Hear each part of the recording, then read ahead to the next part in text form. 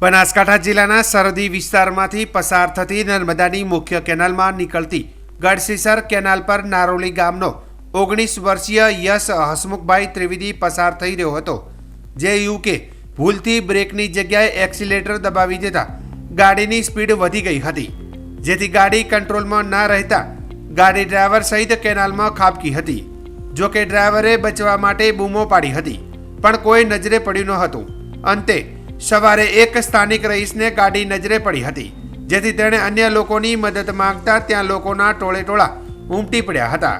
જે બાદ થરાદ ફાયર વિભાગ અને 108ને જાણ કરતા બંને ટીમ ઘટના સ્થળે પહોંચી હતી અને ભારે જહેમત બાદ 3 કલાકને અંતે ગાડી અને યુવકના મૃતદેહને કેનાલમાંથી બહાર નીકાળવામાં આવ્યો હતો. જોકે આ સમગ્ર મામલે થરાદ ફાયર ઓફિસર વિરમજી રાઠોડ સાથે ટેલિફોનિક વાતચીત થતા તેમણે જણાવ્યું હતું કે આજ રોજ 9:27 કોલ મળ્યો હતો કે ગઢસીસર બ્રાન્ચ કેનાલ રાણપુર પુલ પાસે બોલેરો કારના ચાલકનો સ્ટીયરિંગ પરનો કાબુ ગુમાવતા તે માઇનોર કેનાલમાં પડ્યો હોવાની જાણ થઈ હતી અને તાત્કાલિક ઘટના સ્થળે પહોંચી હતા અને શોધખોળ હાથ ધરી હતી.